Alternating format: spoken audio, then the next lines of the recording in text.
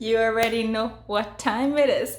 Welcome to another episode of Sense&Rants. I am Mutumari Adeola. On today's episode, I'm joined by my amazing friend Tolu, and we explore the topic grieving over distance.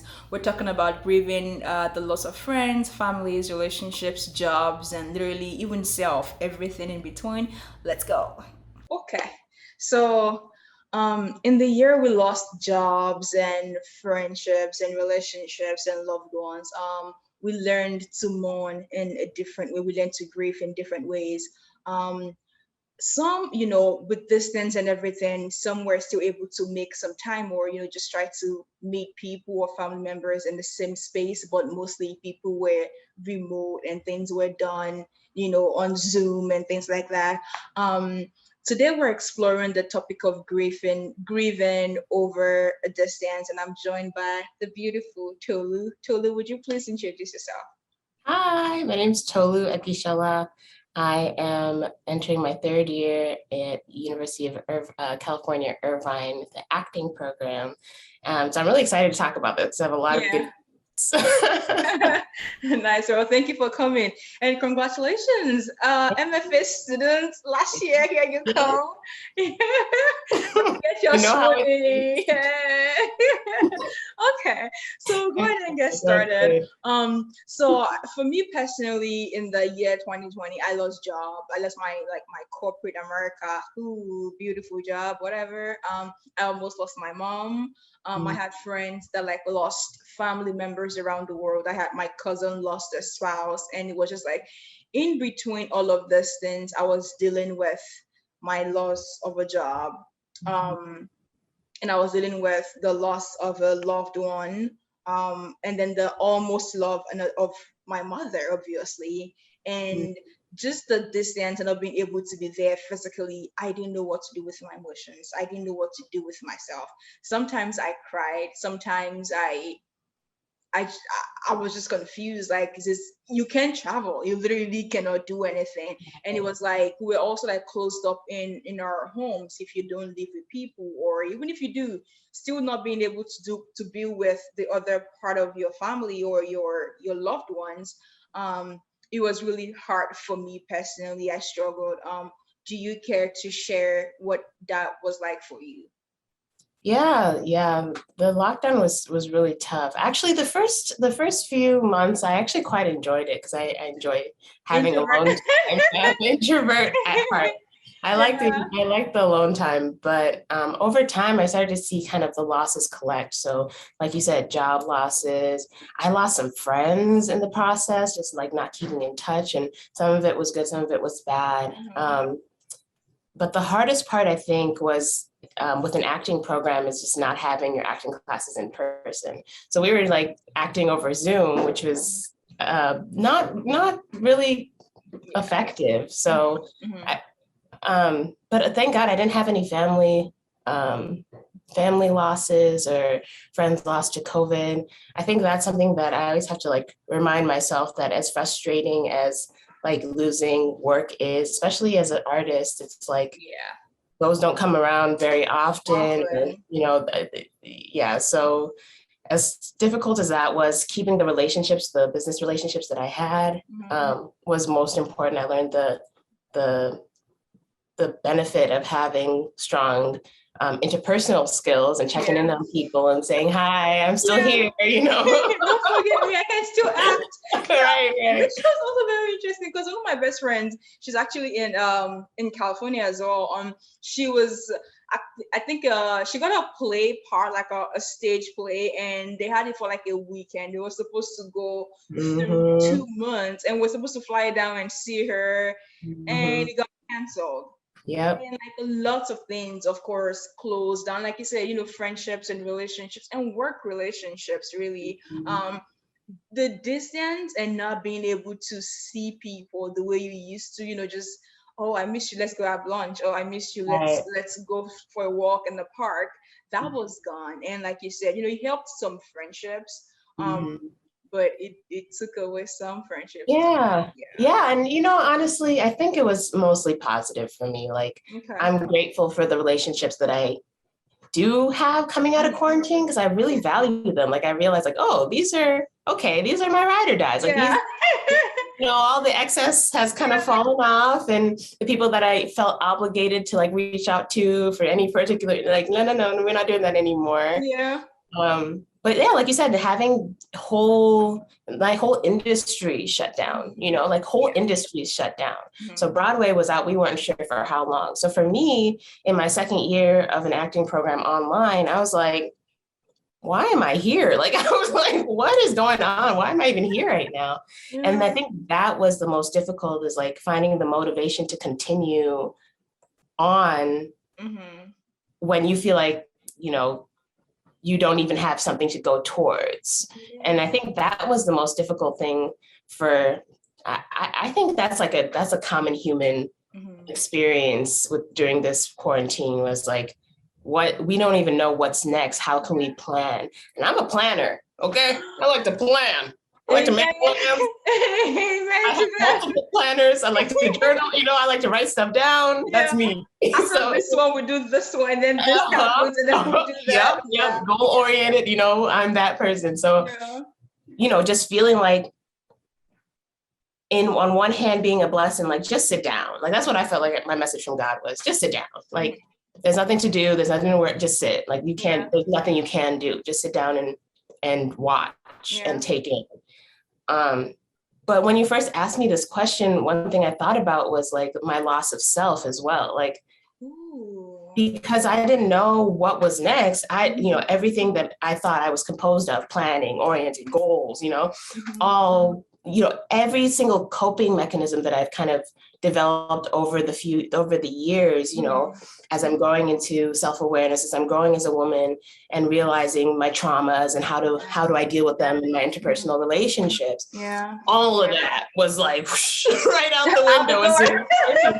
Like immediately. I don't even remember what they were. I think at some point I used to like look around, and when I was really anxious or stressed, I would count colors. So I'd go, okay, where's red?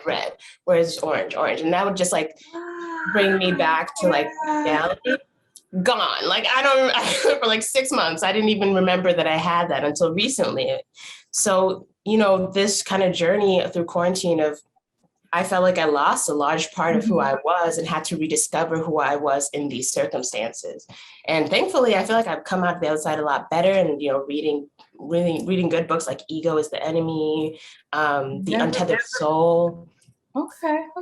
Keep dropping the names. I'll read them. I'll send you that.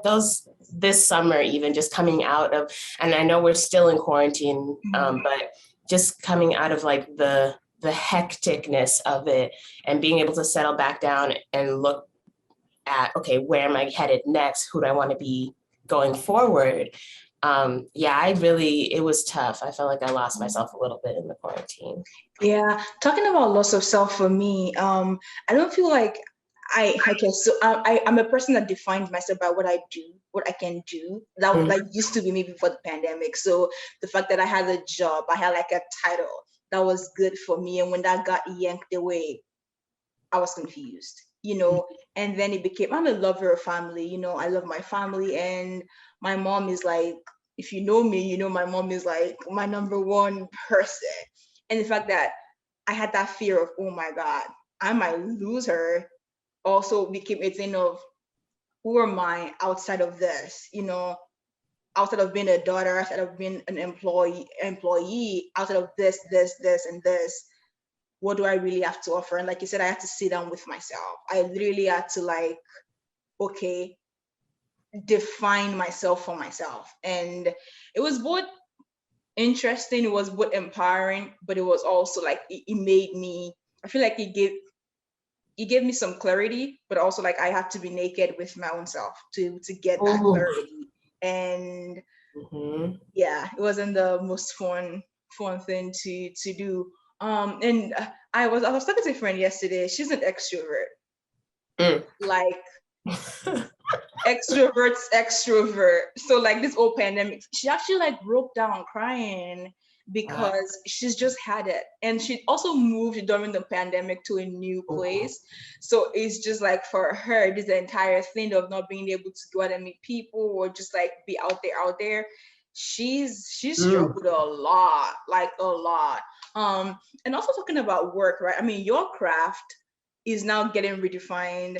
I feel like at the beginning of in the middle of the pandemic, so I seen like plays on Zoom with the narrator narrating, and then like with the back and forth. It was good for a while, and then it became realistic. It's not real. I don't want to do this, how are you able to cope with that though? How have you, just I don't know. I feel like we're not completely out of the pandemic yet with this third wave that they said is coming now. Yeah. So it's just like, what have you done to like help yourself apart from counting colors? Yeah, I know, right? That was such a good one. No, I think I really shifted my focus. Like I told my faculty like at the start of the year, because there was stuff happening, because like there was, stuff happening with George Floyd here.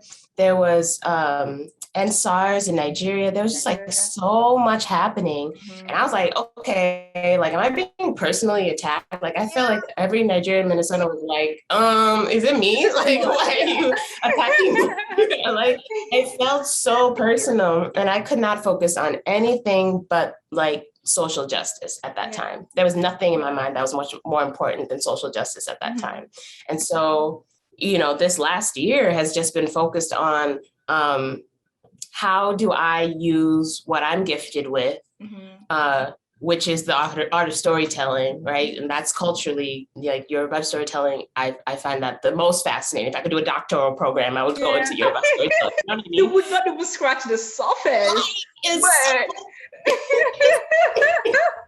so interesting to me. So, what can I use that I have to kind of create awareness?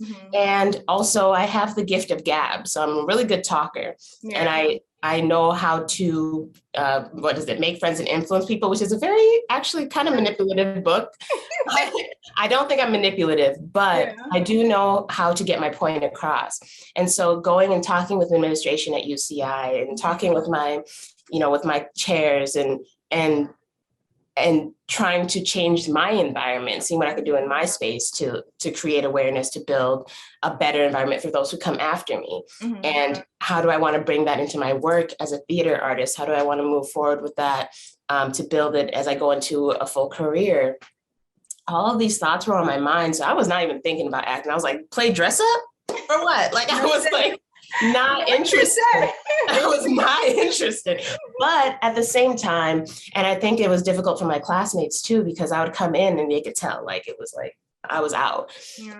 And I really do try to take every challenge as an opportunity to learn.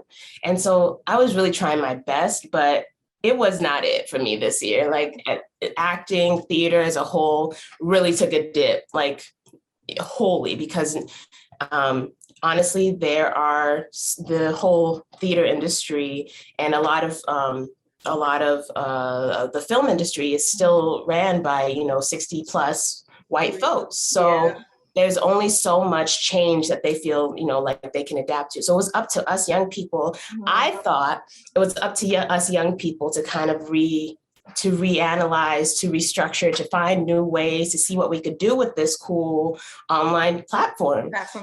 And I felt disappointed because I feel like our generation didn't quite step up of theater makers. Some did though. Like, I wish I could list names right now. I can't think of them off the top of my head, but there were some people who came in and came out and showed out. But I didn't feel like my environment was really open to that experience. So it really shut me down. And for the last year, honestly, I've not been interested. But going into this year, I feel much more excited. Okay. I'm excited for you too. I feel like, so with George Floyd being in Minneapolis, I was literally in town. So I was out protesting on a Tuesday for something that affects me personally. And being in the military on a Thursday, I got a call that said, you have to go do this. And it was like, okay, I'm Black, this affects me, but I still took an oath, so I have to step up. When I say I carried myself so fast to therapy, it was like that. Like it was literally like, I cannot do this by myself. And then the NSARS thing, one of my friends, Choma, she was like, I'm Black and I'm Nigerian, like work can't wait. So she literally was just like, nah, this is all too much for me to do. And I had friends that like explain in emails to their, managers or whatever, like, I'm sorry, I just cannot function this week. So hold your job or hold space for me while I take care of myself and my mental health. And it was an interesting year for sure. I think for me, going to therapy it helped me a lot. Like I didn't need to think much about it, but I really did not even know where to take my emotions to. Like I wasn't crying, I wasn't angry, I was numb. Like I wasn't feeling anything, and I was also I was scared of not feeling anything, if that makes sense. And I'm just like, I'm sorry, this is not right. Like you need to figure it out. So the way I carried myself to therapy, my insurance wasn't covering it at that time. I was like, sis, don't worry, I will pay out of pocket to do this. But it was for sure a learning point for us, which will bring me to like, before 2020, right? Before all of this, what is it called? Before pandemic, we grieved differently. We dealt with losses of friends differently. When friendship ends, I had a friend that we stopped being friends for different reasons. And it was like when we stopped, she was one of my best friends, like one of my I still consider her a friend in my head. We just don't talk anymore.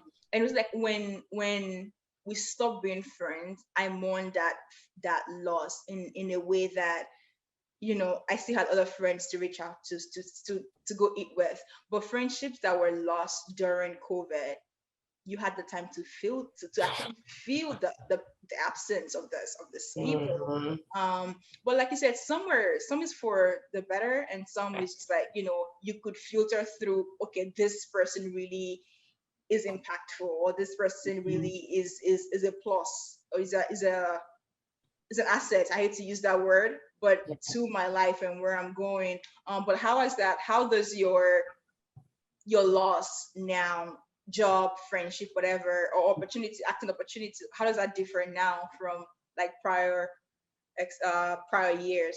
Yeah, I think the biggest thing is that I had the chance to choose my friends for once in my life.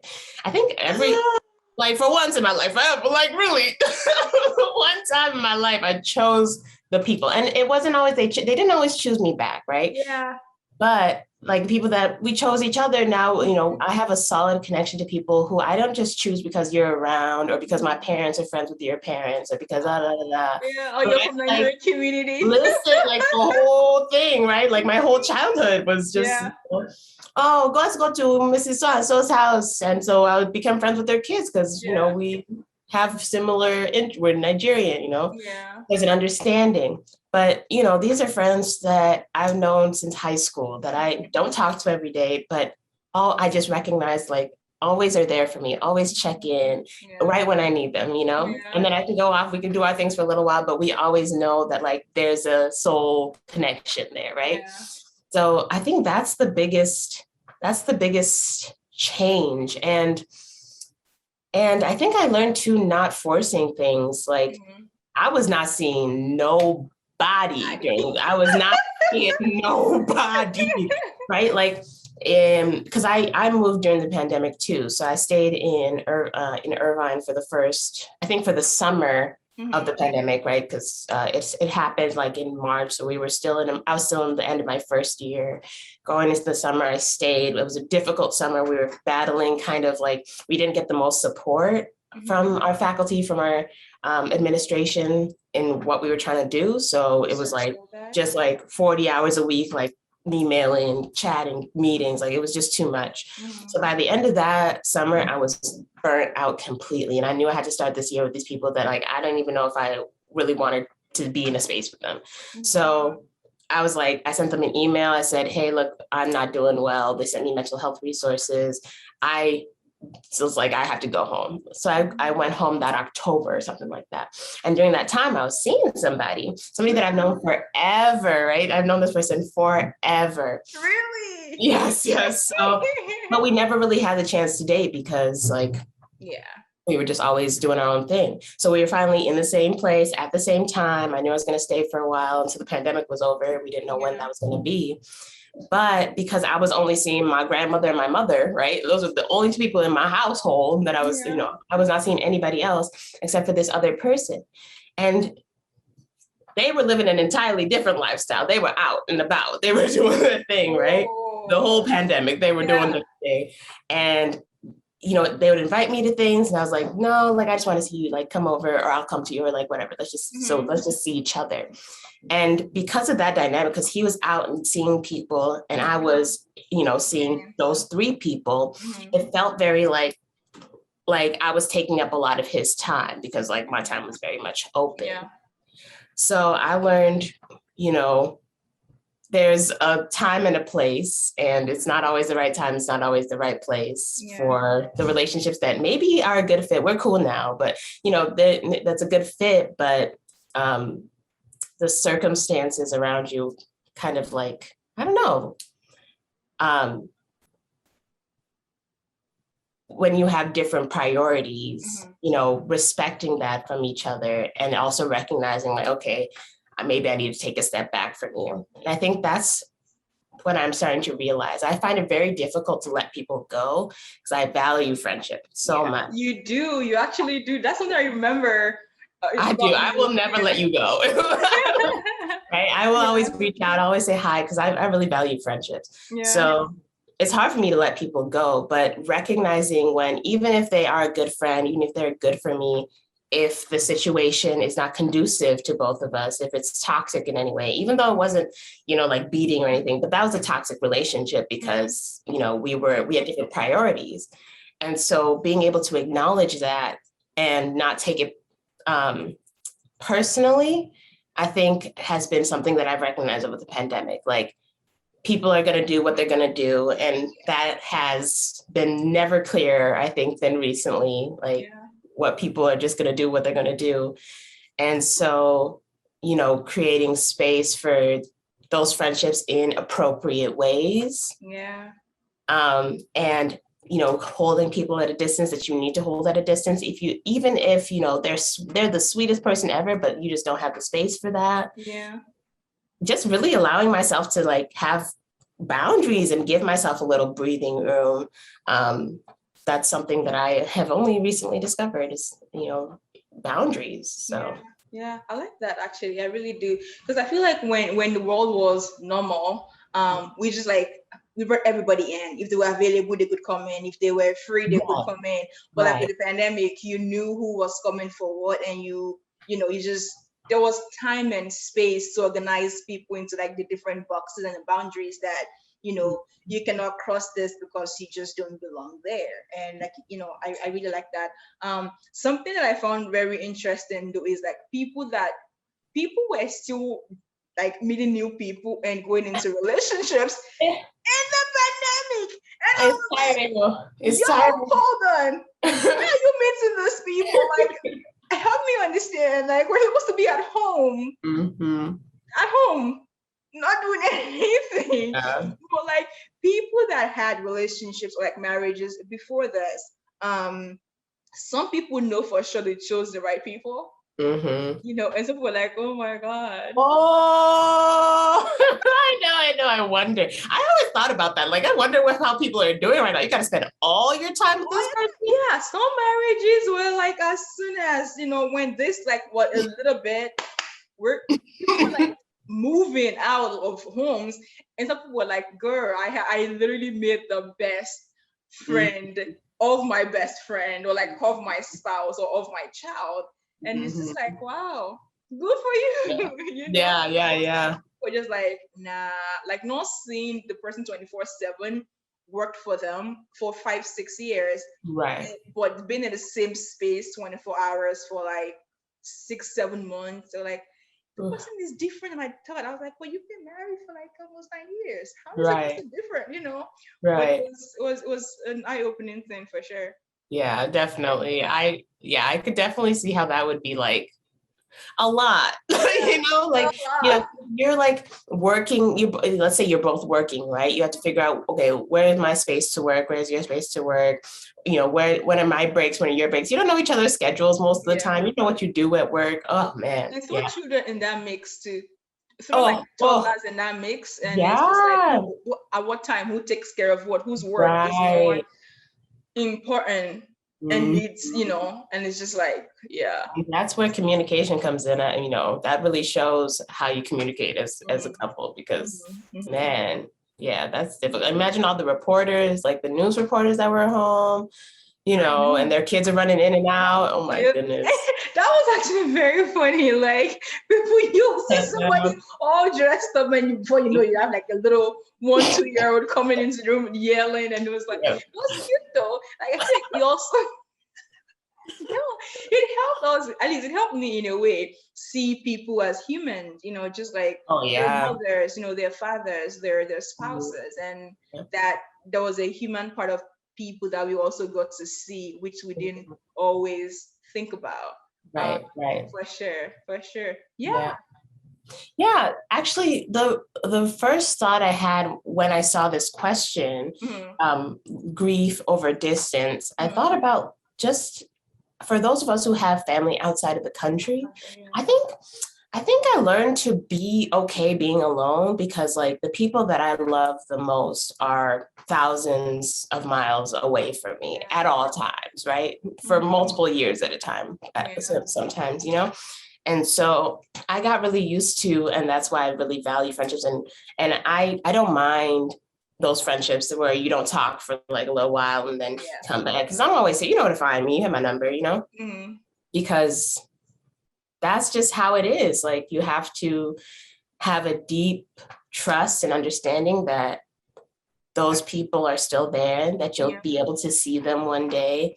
And, you know, for me, when I first got to the US, my auntie Tola died, like when I was like 6, like 2 years after we moved or something like that.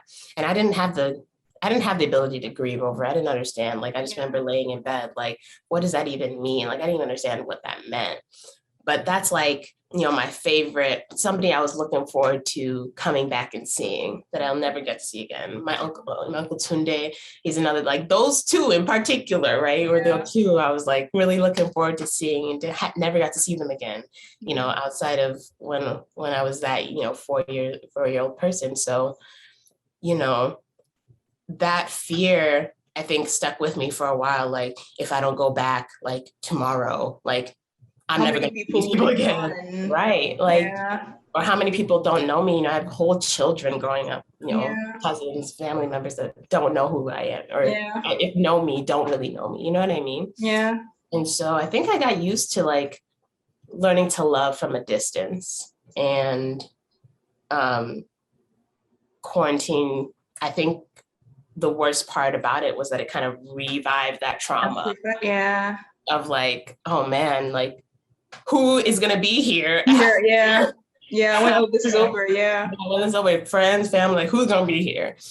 And I think that was really, really difficult. But I think the best thing that came out of that is learning to allow. I think that was my big word for this year, was allowing, just allowing things to come and to happen, come through, and trusting that, you know, the people that do need to stick around will be here.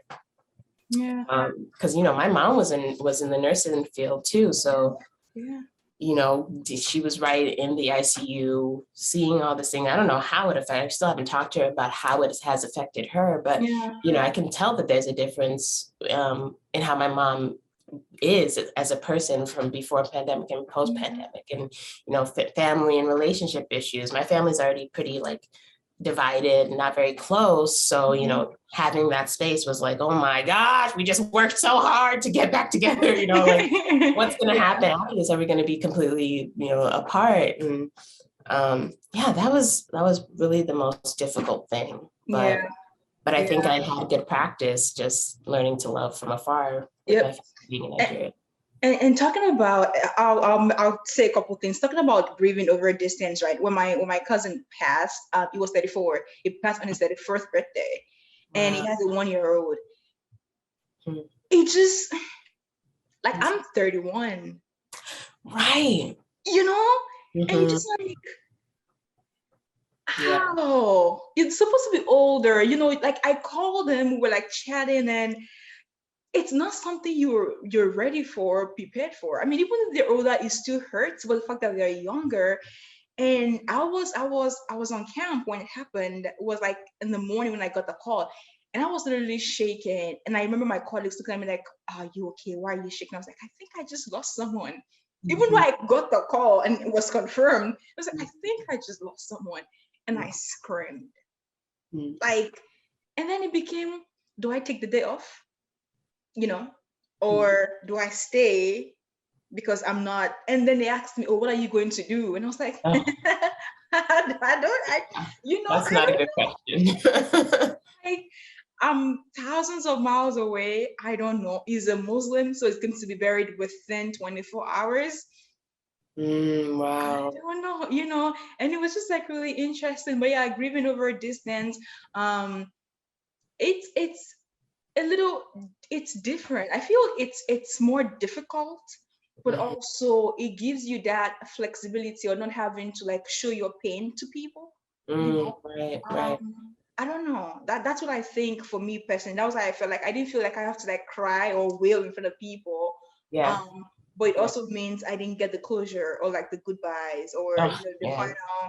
Yeah. No, it's real. Yeah. And talking about NSAR's movement, like you said, you know, again, grieving over distance, it was like everything was on Twitter. You know, I was trying not to consume too much, but 5 minutes away from my phone was like, what's happening? You know, like what's the latest? And just seeing the young people on the streets, in a way, I felt guilty for having a different life in a different place. But I was also in Minnesota feeling this pain of being Black in the city. And then, you know, there was that tweet about the young man, okay, that tweeted, "Oh, Nigeria will not kill me." And like, I think like less than 5 hours, he was shot dead on the street. Was a young 20-something-year-old person. And it was just like, where do we go from here? You know, like, I don't know this person, but here I am in my room crying for his girlfriend, for his mother, you know, and it was just, we didn't have the space to put it. Right. Yeah. That's a big part of me, like completely falling apart, losing myself and having to rebuild it back together, because part of the, you know, George Floyd era was that I realized that I'm Black in America. Yeah. I know that sounds silly, but like as a Nigerian, growing up in Nigerian household, any African household, like, I don't know, Africans are very privileged in the US. We get to come in post all the trauma, right? We have our own trauma, don't get me wrong, but you know, we get to post the Black American trauma. We get to hold ourselves a little bit above it, right? And in a Nigerian or household specifically, I'll speak for just Nigerian household, like you're told you're not Black American, you're Nigerian. And they make that you're Nigerian American, you're Yoruba American, you're Igbo American, or something other than that Blackness. Right, and they make that very distinct. So that was the first time I realized, like, oh no, I'm Black in America. Like I'm also Black, I'm a Black woman. And so that for me was kind of embarrassing. I was like, oh my God, I'm like, how did I not know until recently? All those years, looking back on all the ways, you know, especially in education, I think that's my big thing. You'll see on my Instagram, that's like, I've redone it now, but for a while and continuing on from now, education is my biggest thing, because that's, you know, like I look back on how I was treated through my education and how it differs from some of my peers. And it's just, the institution needs some work, right? So going into into school and having both those things happening all at one time, and then feeling like I didn't want anybody to look at me. Like I was grieving the world. Like, and I think everybody kind of was, but I was really grieving. Like, there's no safe place is what I felt. Like I was so paranoid. I was like, everybody is out to get us. Like there is no safe place is what I felt. And I didn't want anybody to look at me. I just felt so like trapped in myself, like trapped in my body. And I didn't know what I didn't even know what my body was. I thought it sounds silly, but it's true. Like there was no way for me to explain it. I felt like I was living it and like an out of body experience. Like I didn't trust anybody. I didn't know what to do. And I didn't know what to do with all that. I really didn't. And so I made like a hair Instagram and put a lot of work into that, or a lot of time into that, trying to like just distract myself. I distracted myself in any possible way. And I think I just had to let time heal me. And that's, I think, what I realized when Auntie Tola died. When Uncle Tunde died, I was shocked. I was so shocked because that's like, he was also like, I don't know, in his 40s, I think early 40s. And, you know, I think he died the year before I went back to Nigeria.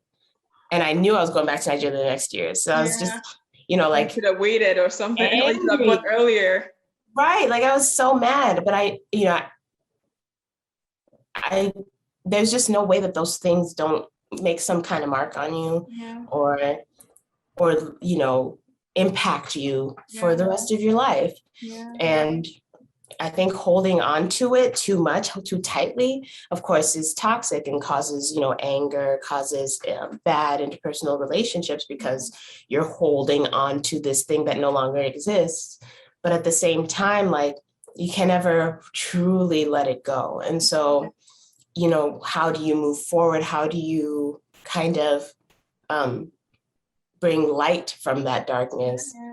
I think is the way that I've been approaching it. It's still really hard. I still deal with a lot of anger. I think that's my big thing is I deal with a lot of anger when it comes to injustice, when it comes to losing people that I care about too early. I deal with so much anger, but I think having some grace for ourselves and grace for other people keeps me going because like, I know I'm not perfect. I think we're all our biggest self-critics. So, you know, recognizing that voice, okay, this book, right?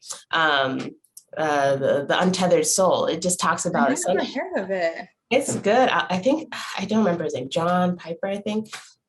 It talks about who is that voice that you hear in your head, right? Like when you say like, hello, hello, hello to yourself in your head, like, who is that voice? Is that you? Okay, no, it's not you because you're listening to that, right? So separating your thoughts from who you are. So identifying that self-critic and going, oh, I hear you, but you're not me. Yeah. And you can say what you want to say, let that pass, but that doesn't have to stick with me. I don't have to identify with you. You're not right just because you're talking. He's like, if somebody was like yammering at you all the time, like a real human being, like the way you talk to yourself, was sitting next to you on the couch, always talking, always saying something, always had something to say about everything. Like, would you want to hang out with that person? Like, no, you wouldn't. So you don't need to, you know, you can just watch from, you know, an outside. So that's been very helpful for me, just the idea of watching. And that's what I'm going to this year with, is just being more watchful and curious. Yeah. That's actually very interesting. You talked about a lot of things in there. So one of the first things I'll say, I watched a video somewhere on YouTube and the person said, talk to yourself like you would your best friend when you're going through a hard time. And it's just like, you know, be gracious, like you said, Grace, be gracious to your own self, be kind to yourself, especially with the words you tell yourself. And then again, you talked about, you know, going back to Nigeria. When I went back to Nigeria, something I struggled with was my accent. So my accent is no longer as Nigerian as it used to be. It is not as American as it should be. So it's like, here, I'm the other. There, I became the other. And like my family members had like questioning my Nigerianness. Mm. And in America questions my Americanness. And it was Ooh. like, so that grace of just being open, allowing and educating people about the different parts that now make me who I am, the different identities. But of course, I mourn the loss of that little girl that got on that plane to leave Nigeria. Mm. And the gracious adults that went back to the country. And the adult I'm becoming now, really in this new place where sometimes everything is questioned, like your blackness. So earlier for me, I think it was my second year, and nothing had been actually that my black card got given to me. It wasn't even, I knew I was black the second year I came to America, period. Like I called a hospital. I don't know if I should mention their name, but like I was going to go for a medical checkup. And the person over the customer service said, "Oh, what do you identify as?" And I was like, "Student, Motorayo." What else do you need? Exactly. Like I never consciously had to answer that question. And she was like, "Yeah, but like, what do you identify as?" And I was like, "A woman." Like, help me help you understand this. What? And then she was like, I hear your accent. Like, where is it from? And I was like, my mouth. Wrong answer. Wrong answer. And then she goes like, "Yeah, but like, where is it from?" And I was like, "Nigeria." And then she goes, "Where is Nigeria? Where's Africa? Africa." I'm not kidding you. What? And this lady was like, "Okay, when they ask you what do you identify as, you say you are black. You are a black person." So my black identity was given to me by a person over the phone. And that was That's shocking. I know. And that was when I had to learn that, okay, what does blackness entail in America? What does that look like? I was Nigerian, I was Yoruba, but now I am black in this place. What does that look like? So I had to do that work for myself. And with the old George Floyd thing, right? It was happening in a different place. I would go out and protest for a couple of days or whatever, just support the cause. But when it happened to Minneapolis, Excuse me. it became, this is my town, this is my city. Like this now could have been my brother. So sorry. Like this could have been anybody. And it was just like, it was different. That grieving period was just like, yes, I might be Nigerian, but in this land, in this state, in this city, I'm still black. That's the first thing they see when they see me. Not my accent, not any of that. It's my blackness they see. And I mourn the freedom of just being Nigerian, or just being the other. But it's an interesting concept. Yeah, no, I feel that. I think I had to grieve a lot of my friendships, like on a different level though, because once I realized that I was Black in America, I realized that a lot of my friendships weren't what I thought they were, right? Like being the token friend or being accepted into the group because I'm because you're the Black. Because I'm, I add a little spice, a little culture because, maybe I'm not as funny as I think I am, but I'm being laughed at, not laughed with, It helps the question. It brings the question, what are they really, are they laughing at me or are they laughing with me? Right.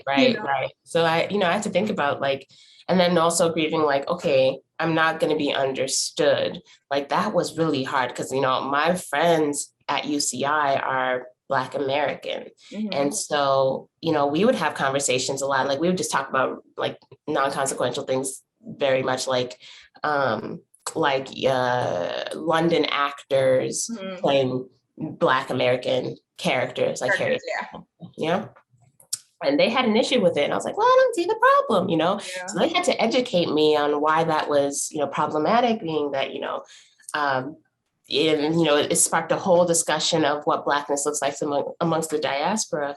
And, even when Beyonce's Black is King came out, I was like, ooh, I feel kind of weird about this because you know, you can't appropriate Blackness as a Black person, but I was like, do you really understand? Do you really know?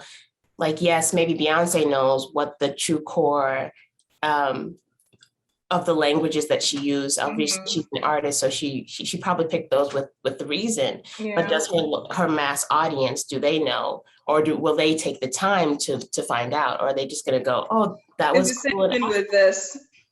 And that was an issue for me. So, you know, the lack of nuance, I guess, as we move forward, and the being like pigeonholed, put into a box in any way, was so difficult for me, because I was going into these classroom environments like, oh, y'all just don't know any Nigerians, because if you knew a Nigerian, you would have a different opinion of, you know? Yeah. But I didn't act as a Black person should in their mind, or I didn't act like an American should in their mind. Or I didn't act, you know, in the way that I was supposed to. And so because of that, you know, I dealt with a lot of issues, a lot of, you know, turmoil in my environment, because I wasn't showing up in the way that they expected me to. Your Blackness to come out. This, like, y'all don't know one Nigeria, y'all don't know us? Like, we all like this a little bit, you know? So, you know, coming from Nigeria, or from Minnesota, where the Nigerian population is like really large, to a place like, you know, Irvine, California, where it's like Orange County, it's like mainly Asian white individuals. And, you know, California as a whole doesn't really, you know, we're just now starting to see Nigerian faces on TV. You know, so it's been difficult to learn that, like, okay, and a blessing too, to learn that, you know, okay, I see how people are expecting me to show up, and I see the lack of nuance here, and how do I either adapt or choose to stay in my grounding and in who I am, despite what is happening around me. And that's something that I think I'm gonna have to figure out moving forward. How do you deal with it? I don't know. I don't know if I'm fully dealing with it. Sometimes I just like, I let it go. Because sometimes I feel like explaining myself. Who do I want to explain myself to? But I recently completed a diversity class training, and more like equal opportunity training. And it will surprise you, people actually do not know. Like, what I found mostly is people are ignorant, or their expectation and stereotypes is because they literally do not know better. Right. And so that's the grace I'm giving now. You know, just because I've told one person in the past doesn't mean this new person, you know, knows what that's like. So being open to tell my story over and over again to as much as many people needed to be educated, you know, to make better informed decisions. And for me, I think something that really helped me is I'm fully grounded in my Yoruba-ness. Like, that one, I'm not even going to apologize for. Like, sorry, my H accent and everything, you're going to get it when you get it. So it's like, I know that, I try to let myself know that I am enough, you know, and the Motunrayo you see, the officer you see, whatever person you get at different times when you meet me, you know, I'm Yoruba. I'm my mother's daughter. I'm kind, you know, I'm sometimes smart. I'm smart. You are. You know, and it's just like those things. I now label myself in such a way that it's no longer based on people's ideologies or what you think I should do or what I shouldn't do. It's what I want, and that's what you get. Yeah. So I don't know if that answers your question, but that's just it is. Okay. Yeah, it does. No, it's great. Yeah, you know, I'm not always kind, but I love me, you know? Like I love you too. I think I'm honest. You know, are you into astrology at all? Am I what? Into astrology at all? Not really. Okay. Well, go ahead. No. Well, I guess I'm an Aries, which we tend to be kind of blunt, kind of forward, no filter, you know? But I think, like I said, I think the greatest lesson I've learned over quarantine is learning how to deal with interpersonal relationships. It's not something I value friendships, but I didn't value like work or professionalism, because like I just didn't even think about it. Like, I just didn't even think about it at all. So, being in a professional environment in such a stressful time has taught me how to, or at least open my eyes to navigating spaces that even if you do need time, if you do need space, if you do need emotional support, that the professional space is not always the best place to ask for that. Yeah. And so building a strong network of people who you can go to and talk to about these things, I think that's been a good lesson for me this year. That's amazing. Two things that I'll say. I saw something. I don't know if you know Miley. My taught you. She's a podcaster as well. Yeah. I saw something on her page years ago, and she says, she said, whatever room you're in, nobody let you in. You're there. So maybe try to like remember that. And Oprah said something years ago that, whenever you're the only person in the room and you feel like you're the first or the woman or the Black person and you're supposed to be a token, just remember that you have a ancestor, like a whole bunch of women behind you standing and cheering you on.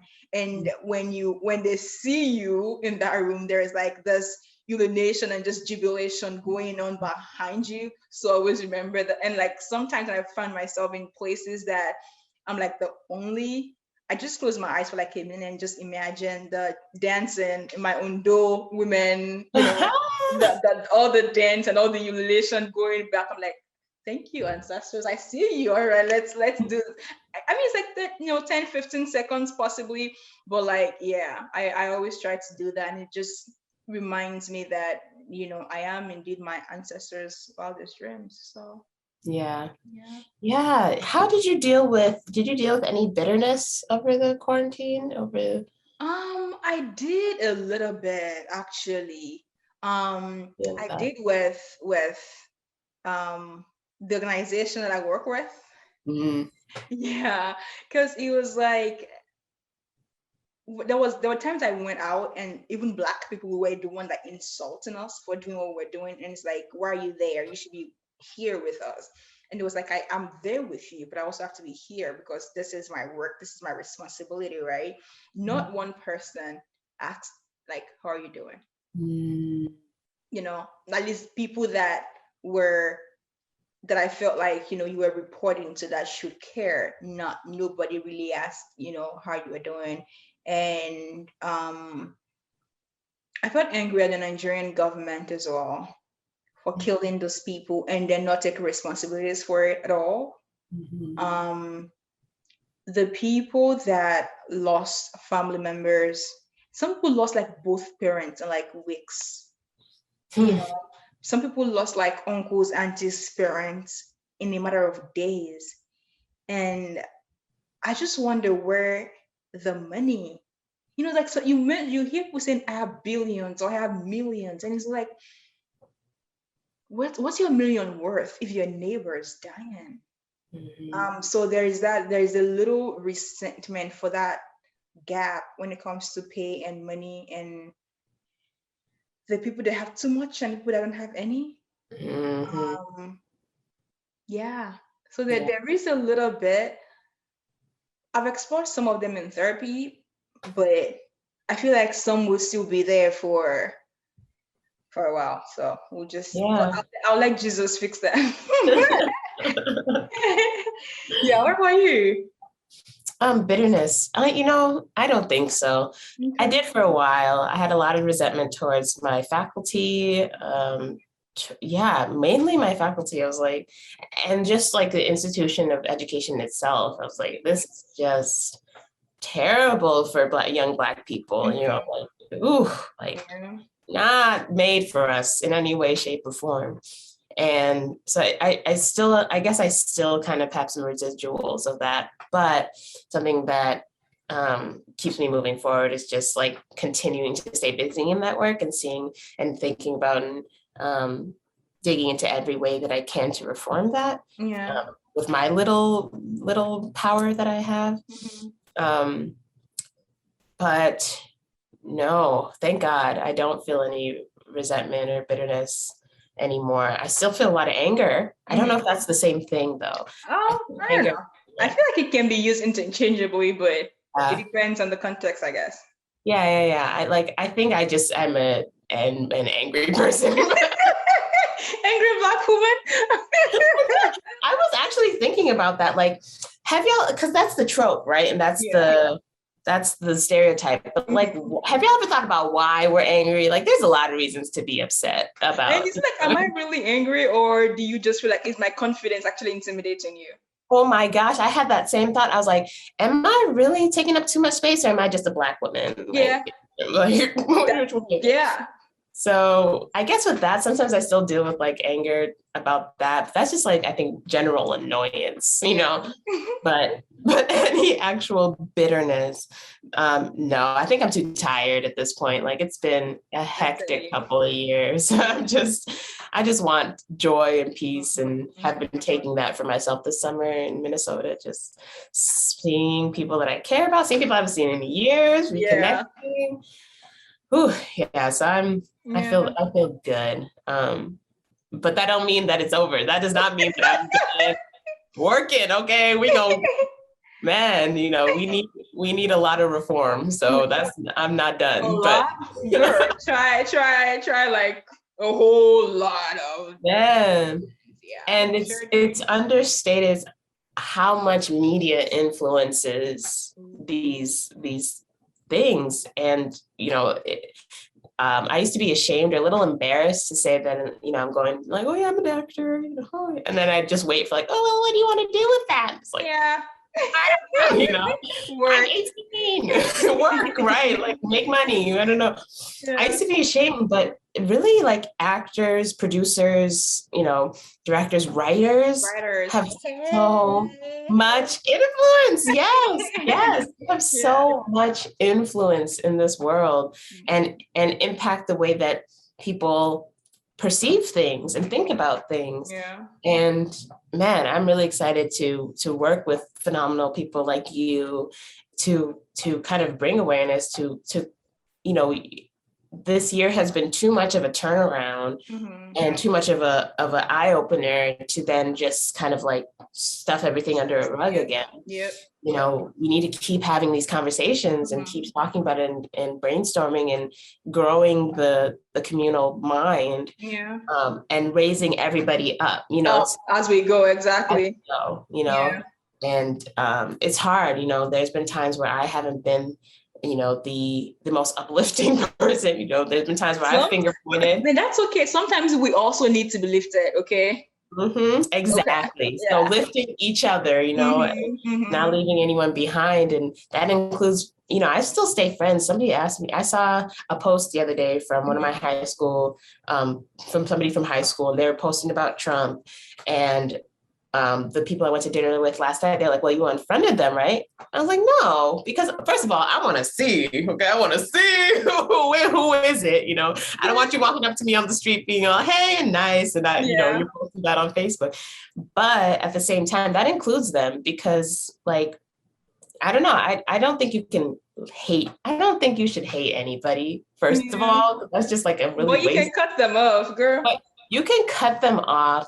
But at the same time, though, I still think that like you should offer and extend grace to those people, because it's hurt. Like all politics, reason to get so heated and so personal is because everybody has a story. Somebody's grandmother, grandfather was a VA, somebody was you know, in the Vietnam War. Like everybody has a. Did you say Vietnam? Vietnam War. I don't know what I said. Vietnam was, I don't want to make, but everybody has a backstory, you know? And so everybody's coming from a personal place. And so giving people that grace.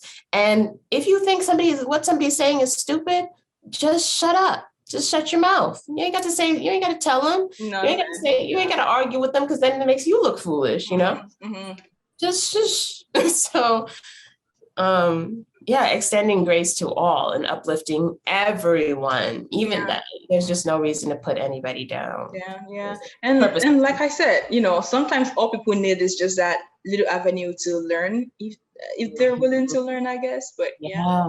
And I do agree with you, and I truly believe in ignorance being just not knowing. Because I grew up, man, I'm from the age, like I'm only 26, right? Mm-hmm. When I was in fifth grade, fourth grade, second grade, something like that, they introduced the continent of Africa, right, as part of like geography. And of course, everybody went, looked at me, right? Because I was the only African child in there, the only black kid. Educate us. Right. And my 8-year-old self, they're asking me silly questions like, oh, like, y'all live in trees, right? And like, oh, have you ever seen a zebra? And like, oh, like in person, you see lions, and just like the level of ignorance. They were kids, right? Mm-hmm. But like the teachers were sitting there too, like, tell us, like. So there's literally, and in Minnesota growing up, I mean, I went to primarily Minnesota too. Yeah, although I've been trying to tell people, like, I don't think Minnesota's too different from the South. Like they are a little bit covert about their racism. They're a little bit covert about their racism, but they have the exact same thoughts. A lot of them do. And I live nice. It's the fake niceness we have. Yeah. And I live right now in Rogers, which I would describe Rogers as like rich rednecks, right? Like very. I live in Abbeville. Oh, what? Girl, I'm like literally your neighbor, girl. I was hanging out with one of my Black friends from Rogers High School yesterday, and she's like, I can't go past Maple Grove because like once you pass Maple Grove, like it's rich rednecks. Yeah. And a lot of people support Trump. And my neighbor. That is the majority of what I grew up with, is being around very ignorant white people who are looking back now with like, one of my friends, Devin Waters, once said, like, it's, when somebody makes a joke, it's like they poke you, right? Mm-hmm. You make one joke and you poke you. But if you get poked all day, right, all these little microaggressions, little jokes, it's like eventually you start to bleed, right? And it becomes painful. Yeah. So, and me, like I said, I just figured out that I'm a Black woman in the US. So I didn't even think about it like that. Like, I didn't even think about it as racism. I was just like, Yeah. You're different. Yeah, for some reason, nobody really feels me. I don't have friends here for some reason. Oh, wow. Yeah. I'm pretty independent. I like hanging out with myself. So it didn't bother me too much, but I just noticed like, I'm being treated differently. And so I guess I developed a lot of patience because of that, like with ignorance, because I realized not all my friends, at least in high school, not all my friends were actually racist, were actually trying to harm me. A lot of them just really did not know, like, oh, wow, your hair is different today. Yeah. Oh, your hair grew really fast overnight. Like that stuff, we joke about it. We joke about it as a Black community. Let's come back for an episode. Would you guys like that? Let me know. Like, episode dedicated to Black women's hair. Oh my God, please. Like we joke about it, right? Like as a Black community, we joke about it, and it is annoying. But it's literally, they don't know. Yeah. A friend told me they went to Colorado the other day. They were in the sticks. And they came in with, full gab, hair wrap. They walked into a store and just immediately, like these people had never seen that in their lives. Yeah. My dad in Rogers, Minnesota, like, but people were taking pictures of him, never seen that in their lives. Yeah. So having a little bit of grace, knowing your limits too, like if you're just not feeling it that day, don't ask, like, I don't want to talk about it, But, and then of course, as white people respect that, but having a little bit of grace to go, oh, well, actually, culturally, this is how we do things. Yeah. But at the same time, I think that grace needs to be offered and extended to us too. Yeah. Lovia Jai said something a while ago. So she was traveling. I love her too. She was traveling and, she wasn't looking her best. And if I really wanted to take pictures. And she was like, please, like, she's late for a flight. I just want to get on. And the girl like actually insulted her. And after like the entire thing, so Love of course went on Twitter like, okay, this is what happened and what do people think? And I feel like sometimes we forget, like, people are also people, and they have their own things going. Some days they have, sometimes they have good days. Some days they have bad days, and it's just like, if they're having a bad day, extend a Right. grace. Yeah, man. Yeah. Any final thoughts before we wrap up this episode? No, I think we had a good extend people grace. That's it. That's all I have to say. So extend people grace, y'all. That was an interesting episode. We talked about a whole lot of things. I hope you enjoyed it. Do not forget to subscribe, give us a thumbs up, hit that like button, share with friends and families, and follow us on all our social media platforms at Sense&Rants on Instagram, Twitter, and Facebook.